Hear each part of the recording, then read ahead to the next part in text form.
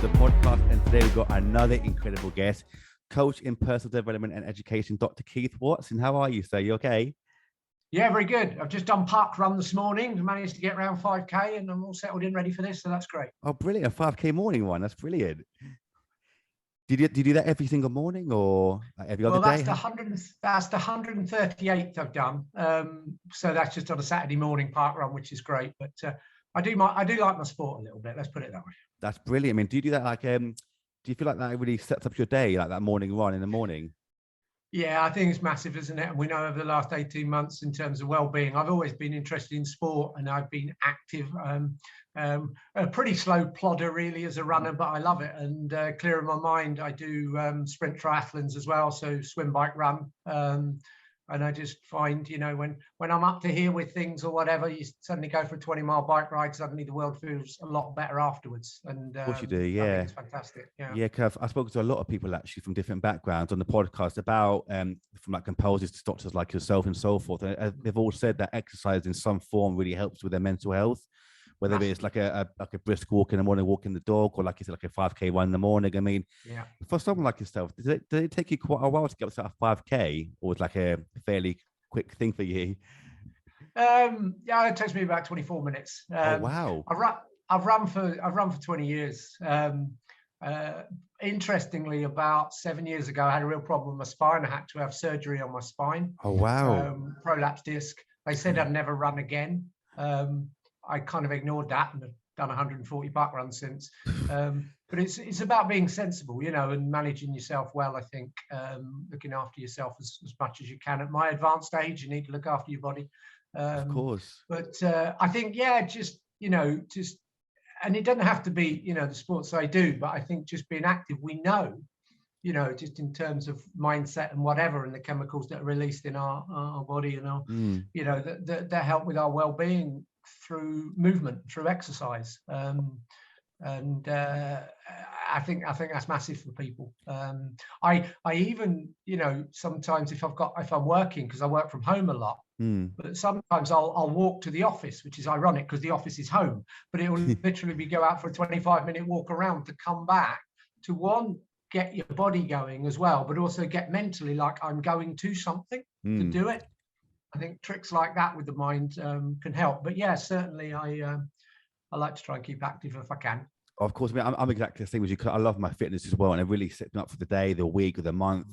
And it also clears my mind to help me focus on what needs to be done as well that day. So if I go for like a 25-minute walk or half an hour walk, I know what to focus on for that day, and it really helps me. I mean, with your spinal injury, what was that? What was that due to? Like, was it wear and tear, an accident, or? Yeah, it was really. It was. I developed sciatica, and then one day I went out for a run, and ouch, you know, really. And I won't go into the gruesome details, but you know, between your spine, what happens, and you get basically like pinched nerves and all of that. And it is one of those things you can manage it, but actually they said obviously things are so brilliant these days, the operations they could do, but I could have surgery on it. And that's been really helpful. And you know, I was struggling to walk more than 100 yards at one point, and as you know, 3 months of rehab after that, I was active again. But I took my time building up. You know, I didn't just suddenly jump back into things. I still have difficult. I can only run twice a week because the battering on my thing. But that's why I swim and bike, because there's not the stress. So it's like everything, you just learn how to manage it. But you know, we have to overcome adversity, and that wasn't too. You know, other people have got a lot harder things to overcome. Yeah, but congratulations though for getting through it though, and keeping fit still from after all that. Cause like you said, when people come from any kind of injury, like you speak to the spinal injury, that's a very scary thing to go through. I mean, that could cause a lot of like depression and mental health. A lot of people, but you came back with it with a positive mindset, got over in a few months, and got on with life. And then I really admire that. Yeah, I think it's interesting. And my physio, because obviously I had physio afterwards and everything, and she was astonished by how I stuck to it, because she said most people don't. But to me, that was useful, because you know, I literally have the surgery, and you know, the agonies. Now I've never experienced anything like it for the couple of days afterwards. You know, like I'm lying in bed, like, can I actually turn over? But you know, these things you have to get moving. And I actually asked my youngest daughter, 7 years old at the time, and I said that she had to come and see me every hour in bed and say, Dad, get up for a walk. So she came in the next morning at 9 and said, get up. And I literally had to walk down the stairs to the garden, back. And that was all I could do. Back upstairs, lie down. Wow. And she came back to me every hour for the whole weekend. And every hour I got up and I did it. And it was, to me, it was like I had a training plan. Now, instead of the training plan of cycling 20 miles, it was like walk to the end of the garden. Yeah. And it's the same mindset, you know, and I think that step by step by step, when you got a big problem like that, I was saying in leadership, we say, how do you eat an elephant? One bite at a time. You know, when there's something massive, you can't contemplate that. So I couldn't contemplate, could I get back to running, you know, long distances? But I could contemplate just getting to the end of the garden. So actually, that's what you do. You have those little targets that you work on, and it builds up. Of course. I mean, talk about building up mindset as well. I mean, have you always been that kind of person who's very disciplined and motivated, or did you even you have to kind of work up to that level of being motivated and disciplined? Yeah, I think there's a few things in there, and I guess a whole area that fascinates me, and it always did through leadership. And then I did a doctorate in educational leadership and management, which really, you know, was an interest. And then I've been studying neuroscience a lot with it. And I think I've always been that way. And I think the sporting background, I was never a great sportsman, but I'm really interested in it. And I think that mindset helps. And then I was always quite determined in whatever I, you know, did. I wanted to do well, and kind of almost brought that same mentality towards that. And it's interesting we talk about habit and motivation, because habit is crucial. Motivation goes up and down, you know. Even a musician as talented as you, some days you might want to rehearse more than another day. Yeah, of course. But if you've got good habits, you just do it, don't you? You almost, and it becomes almost automatic programming. In neuroscience, we call it cue behavior reward. And the idea is that you almost do something without thinking about it. So if I take like a swimmer, you know, these swimmers get up and they're in the pool at 6 in the morning. I know, seen, yeah. But what they've got cue behavior reward, because what they do is the alarm goes off and that's their cue. And they don't go, oh, what am I going to do? Shall I do that? Whatever. That's, I'm going swimming. And automatically they get up, they have a bit of breakfast, they get in the car, they go to the pool. And cue behavior reward, they're cued to go. The behavior is swim. And then afterwards they get a reward, or that might be talking to their friends or having a snack or whatever.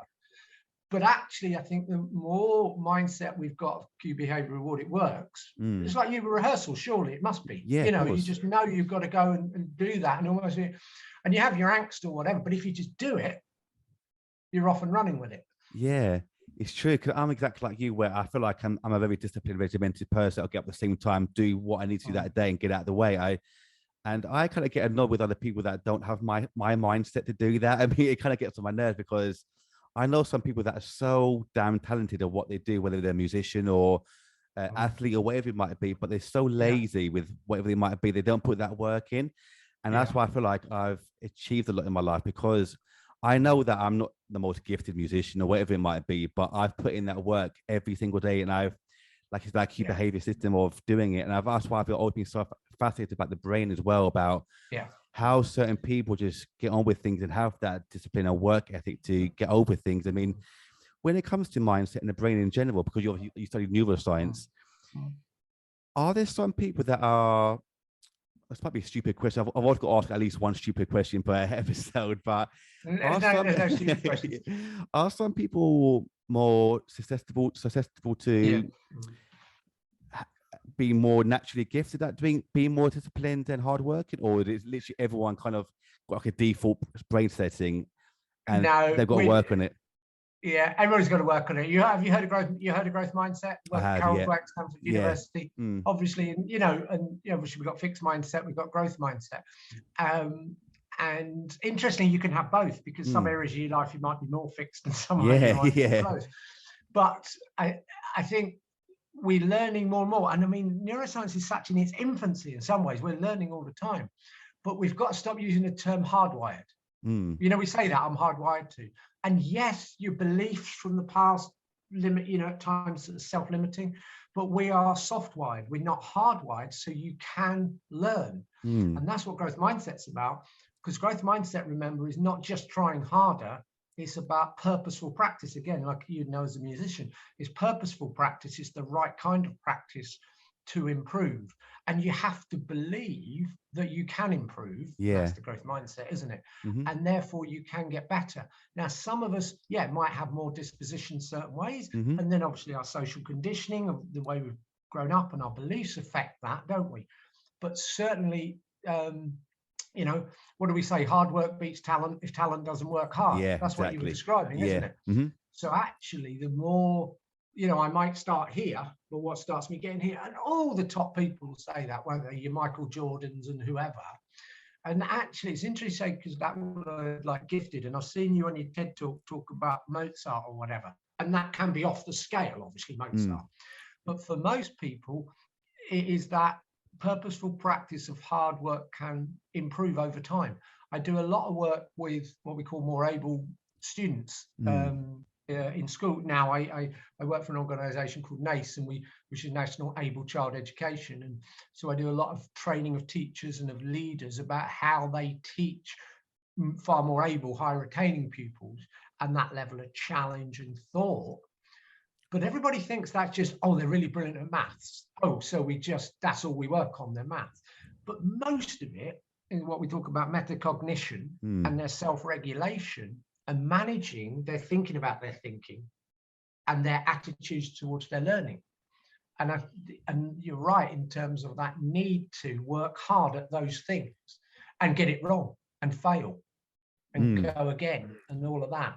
And because there could be a real issue with doing some work with York St John's University. They're looking at perfectionism. And you go back to your kind of gifted, or you're really, really able. There's a real danger with those youngsters as they move through education. They're successful, they're successful, they're successful. They're told they're clever. They're told they're bright. And their whole world is that. What happens when they suddenly fail? What happens when they get things wrong? Or somebody's better than them and their world crumbles because they've got that almost perfectionistic tendencies. And actually, perfectionism's not you are or you're not. It's like ADHD or whatever. You're on a continuum of that somewhere. But for some, that perfectionism's too much. If they haven't got self-regulation, if they can't manage their emotions through their learning like that. Yeah. And you see these such students, don't you, at 16, 18 or whatever, suddenly stop. I mean, I just thought of something actually there. You mentioned about like ADHD and stuff and perfectionism as well. I mean, are they kind of linked in a way where people who are perfectionists have some kind of maybe like ADHD symptoms or maybe autistic symptoms where, they obviously find a lot of things hard, but yet they might be superiorly like gifted in certain areas? I mean, are they kind of linked in different ways as well? I'm not qualified enough to say that completely, but certainly from my experience, we talk about multiple exceptionses. And so some of the children I'd worked with in school could be, you're right, in terms of, on the ADHD spectrum. Yeah. But that can be a massive strength in other areas, of course. And their ability to be so focused on one thing, or so, the autism spectrum, if we think of that, you're an autistic child. And again, I must qualify, I'm generalizing far too much here, but you can get, again, the specialist knowledge in certain areas and their ability to focus on something amazingly. And you see it, don't you, with amazing scientists who are, like that. So, but that's the notion of intelligence being in so many different forms as well. Yeah. And we tend to labels like clever. What does that actually mean?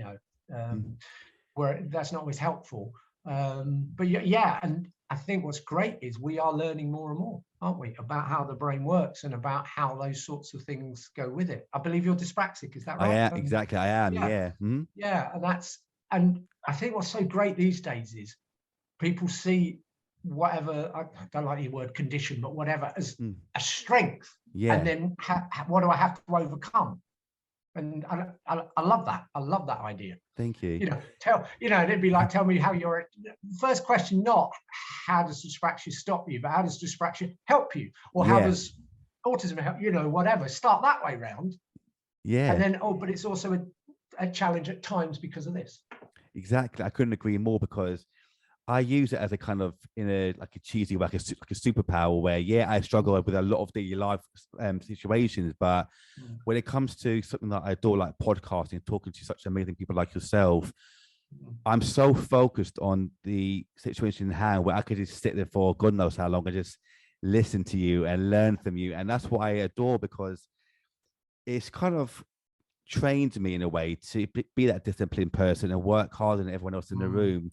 And like you said, I don't use it as what's stopping me, but I'm using it as what's helping me. And I absolutely love that. And that's why I love the work that you do with like NAES and so forth as well. And I think it's amazing. But I love you how you mentioned about the kind of the situation with students where they're told they're clever, they do so well with their whole life. When something goes slightly wrong, the whole world crumbles. I mean, with the work that you do, in fact, do you kind of prepare students for that, saying that things will happen, things will go wrong, or there might be someone a little bit better than at the moment, but be prepared for that. How do you work around that sort of situation? I think that's good. I mean, that comes back to we work with schools, colleges, and get this, metacognition from nursery and year R all the way to sixth form, because that's where it starts. You see youngsters playing, little ones playing. If they're playing and something goes wrong and the toy's not, or somebody takes the toy they were going to do, how do they handle that? That's all part of all of that as well. Well, what we work a lot with schools in terms of that is, what's the culture in the school for that? If the culture in the school for that is the praise is always for the 10 ticks on a maths thing, that becomes the big thing, not the learning. The getting the ticks. And then you don't get 10 ticks, you get 9, you get 4, you're rubbish. Teachers would never say that, but subliminally that could be the case. So actually we talk a lot about praising effort and process. So it's that thing where you don't say to a child does a good piece of writing. You don't say you're a brilliant writer. Your writing today was brilliant. You must have worked really hard for that. That's a whole different, otherwise it's, it's interesting, the word gifted. We tend not to use the word gifted now. The reason for that is gift. If I give you a gift, I'm giving it to you, aren't you? That means you did nothing for it. Are you telling me you didn't get to where you are by not working? Giorgio was just gifted with all his music. He didn't have to put in any effort. Of course not. So actually it's not, the gifted is not so much used now. And because of that, just a personal thing, but a lot of people don't like that. And I think a talent, like I said, you can be disposed to things. And yes, neurologically you could be, but that's no good unless you're going to work hard at it and improve it. So actually it's about working at a school culture, and then with individuals where you're praising the effort, the work, the fact you're trying to learn, and the fact you got it wrong, and then maybe you get it right. So a brilliant thing we do with teachers is talk about a child gets something wrong, can't do it. So we have the word yet. Again, that comes from Carol Dweck. So if a child ever says, I can't do it, you say yet. Yeah, exactly. Because we will. Yeah, exactly. I couldn't agree more, because obviously me being a teacher as well, I obviously dealt with a lot of kids who say they can't do something. I said, but you can't do it yet. Yeah, but that's it. You just keep trying, and then when you kind of figure out a way of that, they learn how they can do it. I mean, they get like that, like, oh, see, I told you could do it, didn't I? And immediately the mindset just changes. And I know that a part of, I think, one of your talks during the podcast where you mentioned that coaching is not so much taught in schools, but it's kind of coming around slightly. I mean, is that something that you would implement into schools, that kind of coaching ethic of saying you can't do these things? For instance, if a kid is struggling with, say, maths or science, telling me you can't do it yet, but teach them the way they learn. And is that something that you would implement, that kind of that coaching kind of? Absolutely. And that's a whole school thing. And that's what I've done for 20 years in the schools I've worked in, and in terms of a coaching culture. And remember, that's coaching in terms of just a way of being, because coaching is a way of being. The coaching is about a conversational approach to improvement and a questioning approach to it. Now, and that's leadership, that's teachers, and that's students as well. A whole way of working is the whole thing. Now, let's be clear on this. Sometimes you do need to tell, and you do need to instruct. That's needed. So it's not all the time, and you need to. I always joke about, coaching approach, if you're talking to leaders and about how you coach them through. If the school building's on fire, you don't sit down and have a 20-minute conversation. You say, get everybody out the damn building. So there's obviously different times, but mostly speaking, that questioning approach, that, because coaching is all about that, a conversational approach to improvement, if you like. And that will work with students as well. Yes, at times with students, you need to show them how to multiply 2 digits by 2 digits or whatever it be you do. But once they're going with that and they're off with that, it does not to be didactic all the time. And therefore, I like really what we call them goal-free questions, actually, which is more open questions towards how you're going to do that. I'm sure with if you were working with some students on some music, you would want them to bring some of their own creativity and their own, spark to it. Yes, they'll need some certain amount of musical knowledge, but if you straitjacket the whole time, they don't really progress. So a coaching approach with students in terms of both, how are you going to do this? We use a phrase often like, how would you show your learning? So you're in RE, you're doing creation stories, okay? You make up your own creation story. You've learned about different religions and the creation stories. Okay, how would you come up with your own? Are you going to sing it? Are you going to dance it? Are you going to draw it? Are you going to write it? And actually people could show their learning in different ways. And that's where the kind of coaching approach, okay, you're going to dance it. How are you going to do that? And questioning through that. But then back to our metacognition, self-regulation, hang on a minute, you're working in a group of 4 here. How are you going to manage that? How are you going to manage your emotions? They've got an idea. It's not your idea. How are you going to handle that? Yeah. So again, all of that can work together rather than, right, you 4, you're going to do this. This is how you're going to do it. And that's not necessarily the way. And I think I particularly like working with both youngsters, but with adults as well. Yeah. So you work with both adults and kids as well, or is it mainly young people? Yeah. I still teach a bit as well. Brilliant. Because I train hundreds of teachers, and last week I trained 200 or 300 teachers. Wow. I can't be training through Zoom. I can't be doing that if I'm not to do. Tomorrow, midday tomorrow, I'll be teaching 8 students from Beijing. Via Zoom. I do that regularly, and you got to keep your hand in. Yeah. I'm sure you still play the keyboard a bit or whatever. Oh, of course, I have to. But actually, because I love learning. I love learning whatever, and actually, what does learning look like for a 3-year-old in the nursery? My daughter's doing a degree in early childhood studies. She knows more than me now. But what do you learn? How do 3-year-olds learn? How do 18-year-olds learn in 6th form? How do adults learn? And I love all of that. And I can't, last week I was talking to 60 teachers in Yorkshire. I can't talk to 60 teachers in Yorkshire about growth mindset and metacognition and all of that, and then go, but I'm not going to do anything new. I don't want to try. Yeah.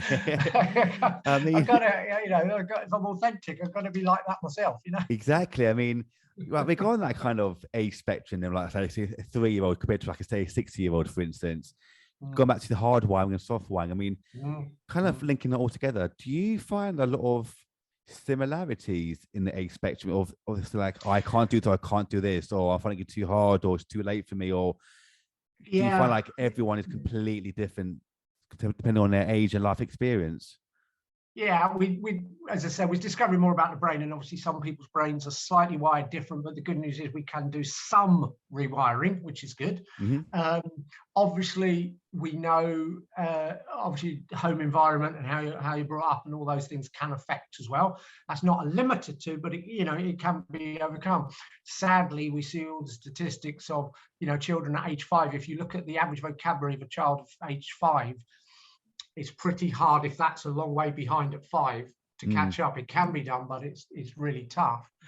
And it's interesting the messages obviously that the child has from a young age, and how sometimes that has to be unlearned, as it were.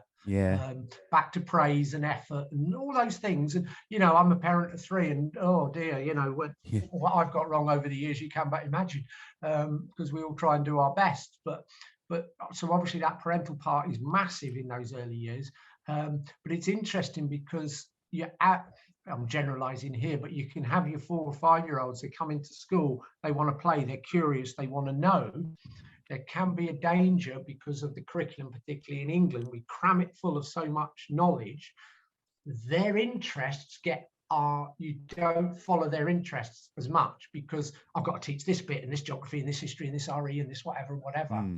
So actually, it's almost like they're more independent at 4, they're more curious at 4, and we'll beat the hell out of them. They won't have that by the time, because whatever.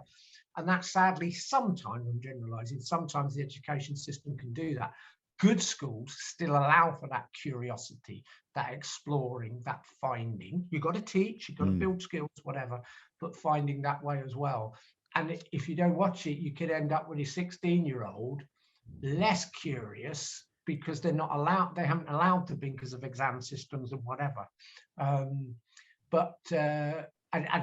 think that's, a good school can do a lot with that, but a school can only do so much given the rest of society as well. Of course. I mean, I couldn't agree more with you about what you just said, actually. And like trying to cram so much into like a short space of time, and being, I love learning as well. I'm exactly like you, but I just love to learn, love to read the podcast, just love to learn. I mean, as well as we work with both students and teachers as well. But do you do a lot of work with parents as well, as saying you should like try this for your child, and let them be more curious, or help with them in a more kind of rigid way? Or do you do that, any of that as well? Or not so much me personally, but when I was school based, it's interesting having things like, in schools often, if you're introducing something new, maybe it's in the new way of teaching phonics, you'd have parent meetings and invite parents in to explain how you're teaching. So some schools now will rightly do that with how they're teaching, in the sense of, as I say, growth mindset and that kind of thing. Because, some parents might think it's all about still the 10 ticks on the thing, and hang on, what you want about in terms of developing these other things.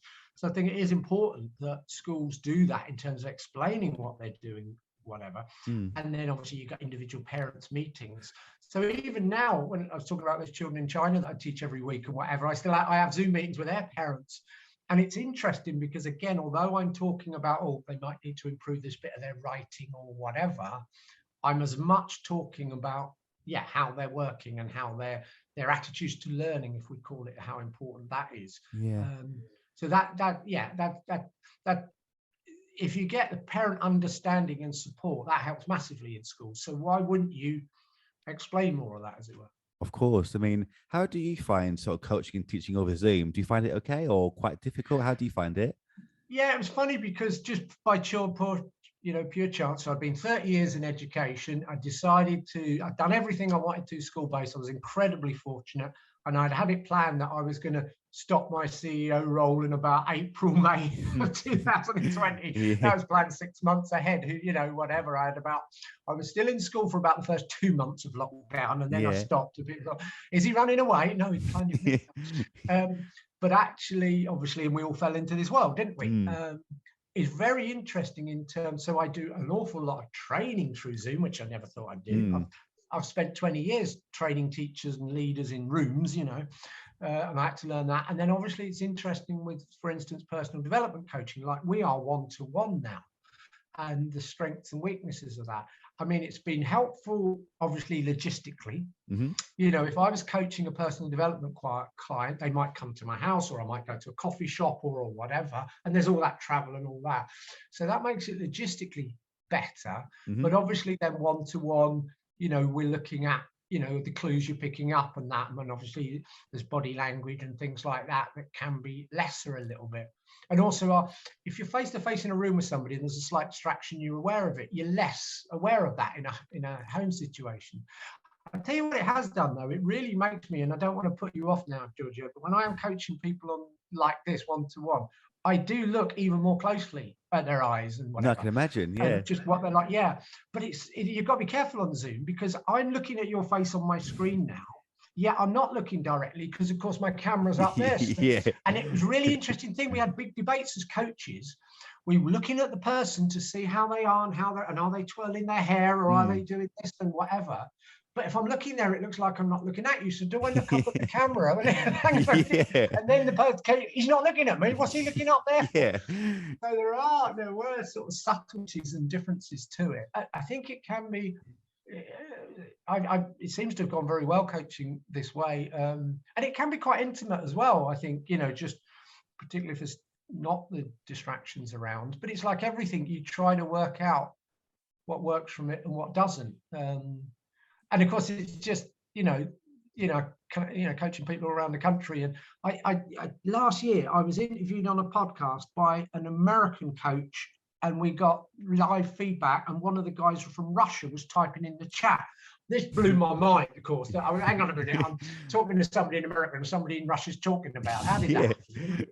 Okay, that's crazy, isn't it? Like, I've seen it before. It like kind of blows my mind. But like, you actually answered my next question actually about things you noticed during a Zoom chat. I mean, I've spoken to psychologists as well and other people that work in like similar fields, and they like face to face in actually in person or in groups. They know, like you mentioned, they can see like distractions or body language, or if they're focusing. But over Zoom, they can only see like here and above. They can't see much. I mean, do you find it much harder over Zoom to like really see if they're concentrating or listening or paying attention, or do you find it okay? I think I've got, last, and we've crammed so much experience into a short time, haven't we?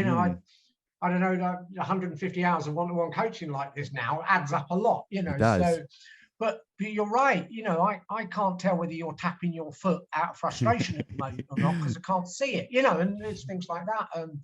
And yeah, you're trying as a coach to take in as much information as you can, and also, as a coach, a lot of the time, I got a great coaching book here called Time to Think by Nancy Klein. It's the best book on coaching. I always have it on my desk ready, and her phrase is time to think.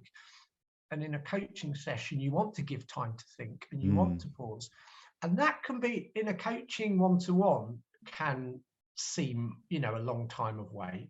It's almost extended in Zoom, because if I'm giving you time to think and wait, and I'm not saying, and I want to take a while to let that happen, you're partly going, is the Zoom working? Is the sound gone? And all that. Oh no, whatever. So I think that sort of pause wait can be more difficult over Zoom. But remember, all coaching is based upon building rapport, building trust. And once that's established, I think then it won't get in the way. It just could take a little bit longer to establish that if you're only meeting with somebody via Zoom. Yeah. I mean, do you kind of have different time lengths depending on what you're doing, whether it's one-to-one or group? So you do like 1 hour, 2 hours, 3, 4? Yeah, usually no more than an hour one-to-one, sort of 50 minutes or something like that. And there's a nice rhythm and structure to it in terms of, what you'll explore first and what you go through. And it seems to fit that kind of time that's right. I think it's interesting with group coaching. And again, I work in a variety of ways. So, for instance, I'm working with a primary school at the moment as a leadership consultant, but I take more of a coaching approach. I'm not in there going to tell them how to do things. What's interesting there is there's me and 5 of them, senior leaders of the school.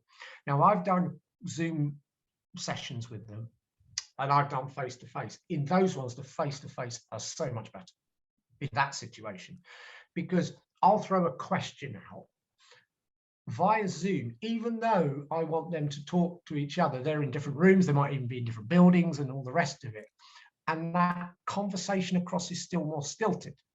Whereas sat around a table in a room, they're literally obviously leaning over to each other and whatever. So I can facilitate that coaching approach as a group, step back for it, let it happen, and come in a little bit more where I need to, and then out.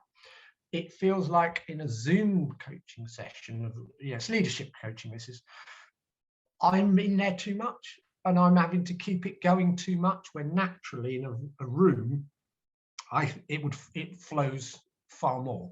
So that definitely is, the one-to-one can, I think, probably less of an issue, but certainly within a group. And the group dynamic you get, well, look at, I can't imagine what it was like. Actually, a friend of mine, was really close friends of mine, their son's at Royal Academy of Music. Wow. And he did I think he was in his second year there last year, but he was having to do all these rehearsals and performances via Zoom. No, I want to be the whole point of coming here was to be in a room and play. I know.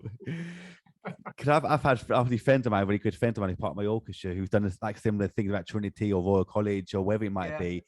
And obviously, before we could go back to normal rehearsals, they were doing it over Zoom, and I just can imagine, as you just said, like literally like lagging and behind, like this is driving me nuts. I can't do this anymore. That would drive you crazy, wouldn't it? Hey, have you managed to conduct people via Zoom? I didn't even bother trying. I'm not going to waste my time doing that. Right, okay. You go, why were you late coming in there? They went, no, I was on time. I was just It's like, 'cause I love the idea of it, but it just did not work, because what I tried to do actually was like a live sessions, but we did like a few home videos where we recorded the one parts, I edited it, and that came out amazingly doing actually live performances via Zoom or Google Hangouts, like forget it, no way. But I know that you created your own coaching system, didn't you? What, 2015 you created your own coaching system? Yeah, actually a long time before that, really. Oh. It evolved from before that, but I did a lot of research on it around 2015. Yeah, it's interesting, because although I said there about coaching being, you know, a conversational approach part to it, again, like everything, there's different versions within that. And going back to my sporting background, when I was 17, I was running under 13 football teams. So I had a sporting background in coaching. Well, what was interesting is when I became, I'm going back 20 years now, I was sort of becoming middle to senior leader in a school. You get leadership time. And when you get leadership time, what you tend to do is sit in an office somewhere and do a load of work. And you go, hang on a minute, I'm supposed to be in the classroom seeing if the teaching's good.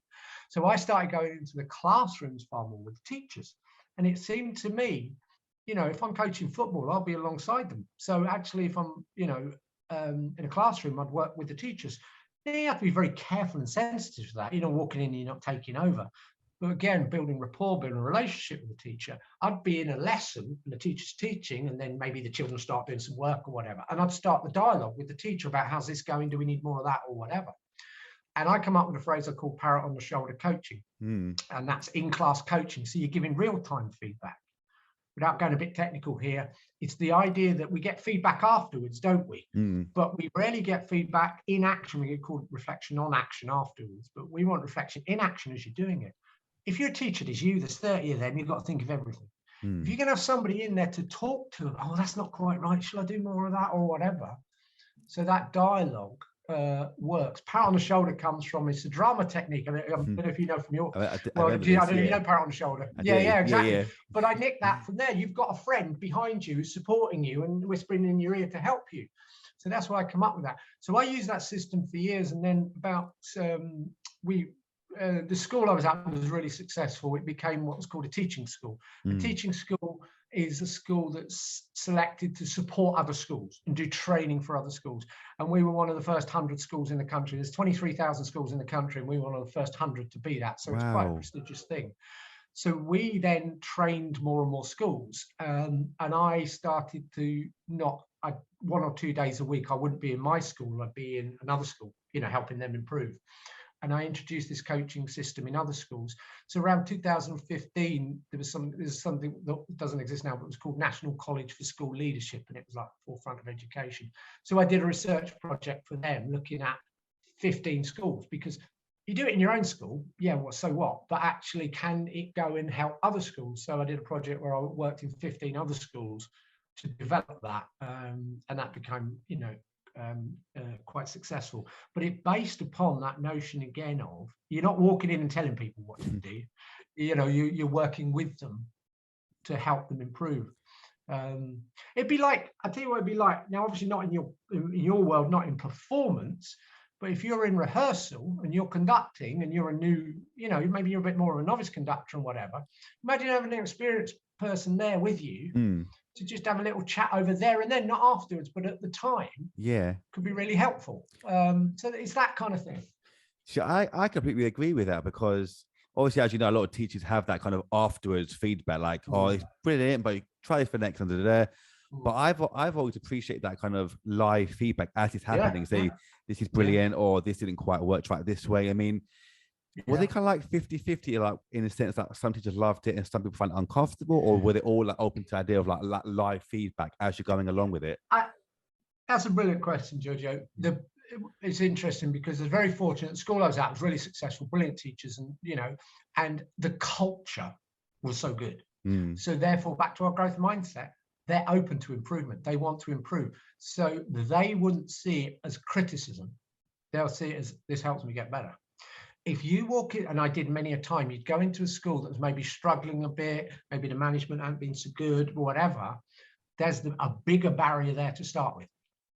So actually the key, and I say to my coaches, the first few sessions you do, I don't care what the hell you're coaching on, you're there to build a relationship.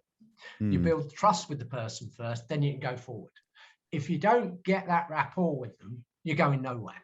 So that's the fundamental thing, because you're just somebody else coming in. What's he coming in for? What's he going to do? Who does he think he is, and whatever. So you've got to get over all of that. And once you've got over all of that, they go, oh, maybe he has got a point here, or maybe I will listen to him, maybe I will talk to him, and then off you go. So, and it's interesting because sometimes you say, do you need the culture first and then you do it, or do you do it and build the culture? It's a bit of both. But I also use things back to leadership, techniques like early adopters. So I go, you go into a school and you've got a variety of staff of abilities and attitudes and all the rest. Let's choose one or two who will be receptive first. Let's work with them, and they'll be early adopters, and they'll go, blimey, this is good. And word will start to spread. Well, no, it's fine when he came in. Well, no, it's help me. Yeah, whatever. And you build that. You don't walk in, right, everybody, we're coming to coach you and we'll sort you out and all the rest of it. Oh, God, So again, I think that's culture. That's a really good question about that. And some people still find it hard. So it's not like you have to be, but the vast majority, and it looks different. With your new teacher, it is a bit more directing. You can imagine that, then my behavior management's not so good or whatever. And you might be saying, I think you need to move that group there, or maybe you could do that. You're a strong teacher. You don't that. You literally, I go into a classroom. I don't know. I talk about easy money, Georgie. I go into a classroom and I just say to a really good teacher, I say, what's going well? Yeah. Because that makes them think, well, this is going well because I mean, well, why is that then? Well, what I've done, and it's helping them reflect and all the rest. So that open questioning, you don't need to be directing, where maybe with a more inexperienced teacher you do. But that's the skill of the coach, of course, matching their coaching style to what's needed. And now the phrase I use is, people say, what do you do as a coach? And my key phrase is, if I'm getting it right, I help people to help themselves to get better. And it's not about the coach, and that's the danger of the coach. I'm here now, I'll save you. Yeah. No good. But I absolutely love what you said there, though, that it's such a simple yet effective question, like what's going right? Yeah. I mean, that just gets them thinking, like you said, doesn't it? What is going right? Oh, that's going right. I mean, sometimes, as you probably realize as well, that a lot of people might be so involved in the kind of tornado, they can't step out, can they, and realize what is going right, what's going wrong. And something to take someone like yourself is so brilliant and so experienced, just to say, like, what's going right. And then it gets them thinking, doesn't it? I mean, I know that the one of the schools you worked at for years was the top 30 in the country, was it? Yeah, the last 2 years we had Key Stage 2 results. It was 23rd and 27th in the country. Wow. But that's not the point. Yeah. The point is the way we teach, the way we develop young people. The product is, oh, wow, the results are great. Yeah. But we're not after those results. They're a byproduct. It's the process you're doing all the time. For sure. I mean, I know that going back to NACE, actually, that you created a sort of certificate award, was it? Yeah, so NACE has existed for quite a few years, for about 15 or more years. Yeah. And they created something called a Challenge Award. So the idea Challenge Award, sorry, yeah. Yeah, no, that's right. So the idea is, how do you challenge all your pupils? And then how do you challenge these really high retainers as well? So what they do is they produce this guidance, and there's a criteria. It doesn't mean you have to tick every box or whatever, but so you can get this award called a Challenge Award. So when I was school-based, we went for the award, and then we were the first school in the country to get it 3 times. On the back of that, NACE asked me sometime, I didn't work for them at this stage, to write blogs for them or do a bit of training or courses, speak at conferences.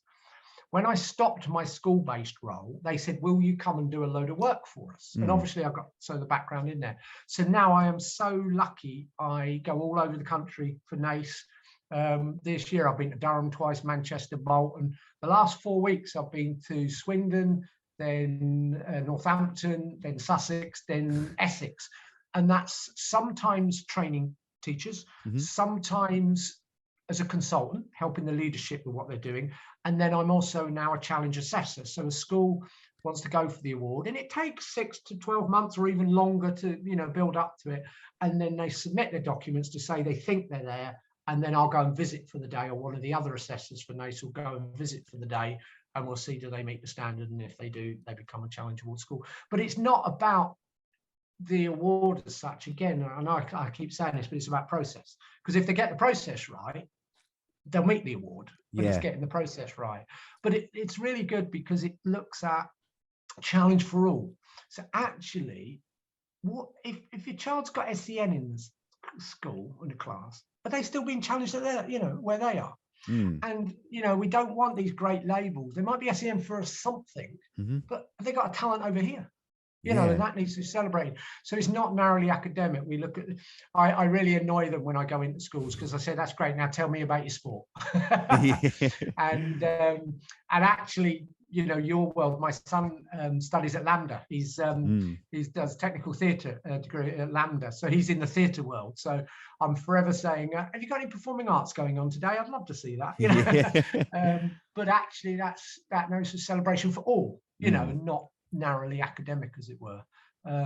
But yeah, challenging thinking, and not that narrow, and also not narrowly academic in the sense of even your maths, because maths is a wonderfully creative subject done the right way. It is. I hate the kind, not hate, no, I don't hate anything. I worry when I see, again, back to your 10 sums or whatever.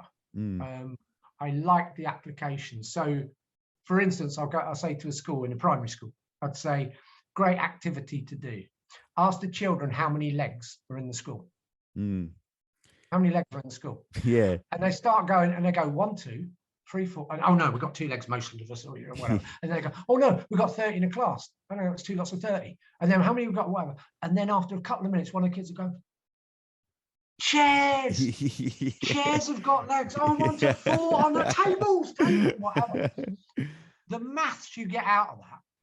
And you get some children, year 3, year 4, year 5, any age group, who'll be counting like that, right the way to the top year 6, who's almost coming up with it algebraically, 4A or this, that, and the other.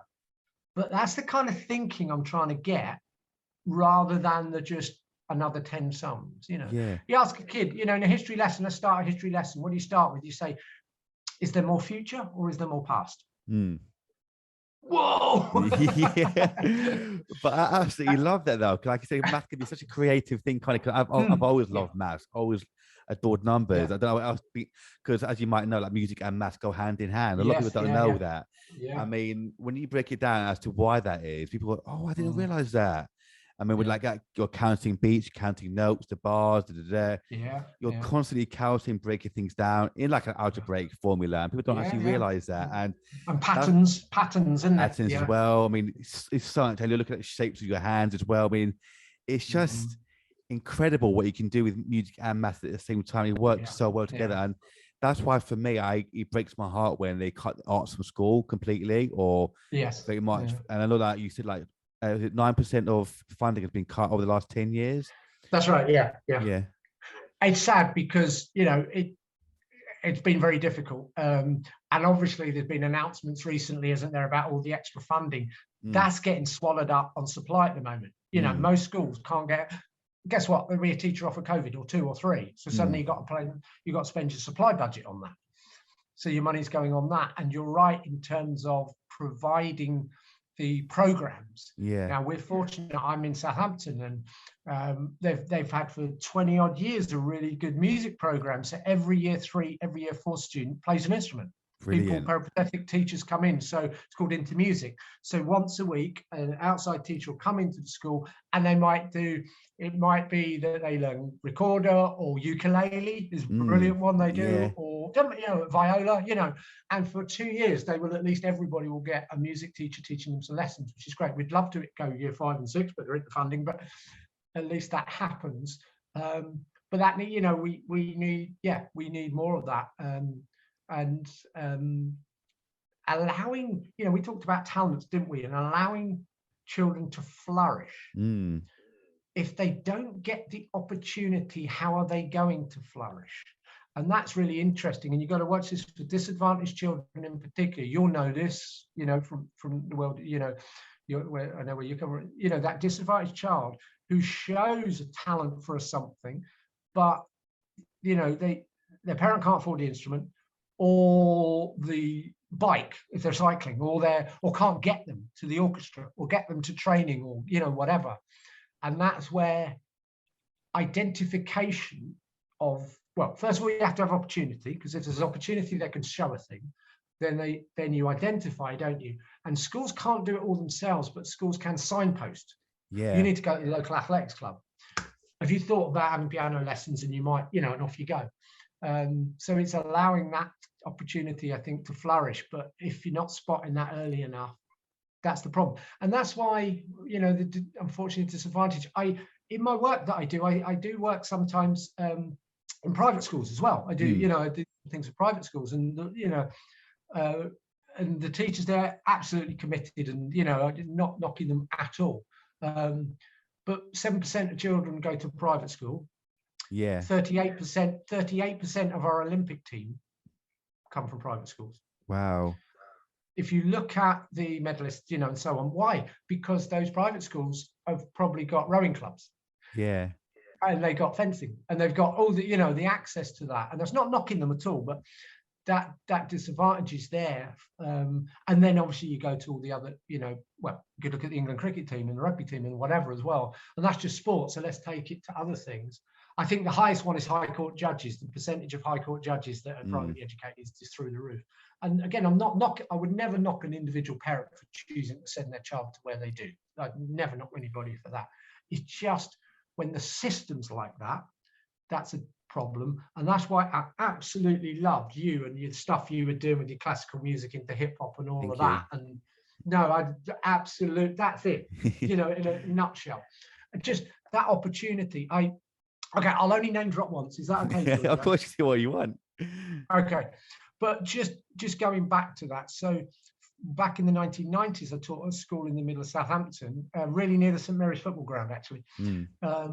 And highest area of deprivation in Southampton, and a lot of immigrants, funny enough, a lot of Afghani refugees back 25 years ago. Yeah. Really, whatever. And I taught year 6 and 7, actually, it was at the time. And the goalkeeper in my team was a good goalkeeper. He was a good goalkeeper. And we were determined to keep the sport going like anything, and also the show. So we'd put on a show every year. We put on Theseus and the Minotaur, the musical. I know you don't even know it exists in your music man, but we put this on, and the guy was the lead in it, and he was really good, and he could sing, and we sent him off to secondary, told secondary all about it. He didn't do bad. His name's Craig David. So you think he's an international pop star? No, he's a goalkeeper in my football team. He's a goalkeeper, mate, I tell you. That's why he's still a Mad Saints fan. Now, that's not, I don't take any credit for Craig. He's a lovely lad, actually, right from, and he had his head screwed on right from whatever. But the point is, you know this, your Craig Davids could get lost. He was going to school that was in one of the poorest areas of Southampton. And he went off to secondary school, and at the time his secondary school struggled a bit and whatever. Fortunately, he found that music and everything else and whatever, but he was given opportunity to, he was encouraged to, and look, okay, that's just one story I know, but how many other Craig Davids are out there and don't get that chance or whatever? It's so true. I mean, you can't hit the nail on the head there. It's true. I've spoken to other musicians on the podcast, actually, who've become like successful session musicians, work with major stars around the world. And they've mentioned that through what you said, actually, about instruments at school, getting free instruments at school and free teaching through school, that if it wasn't for that, they don't know where the hell they'd be. And when they got these instruments, it's like became like a whole brand new life for them, like their new obsession, and they wanted to learn. And it's what you're doing, talking to such incredible people, doing incredible coaching, talking to people like Ed Balls at House of Commons, or whoever it might be, Robert Hill, Tony Blair's former education advisor, about doing this kind of thing, going around the whole country and the world, hopefully, to do as many things. And Craig David as well, of all people as well, is we need people like you to help as many people as possible. And I had a million more questions, but for me, I love to finish on a lovely, high positive note like that. So I just want to say, Dr. Keith Watson, thank you so much for everything today and what you're doing as well. Thank you so much. It's a pleasure, and I have to say back to you, your brilliant work you're doing. I absolutely love it.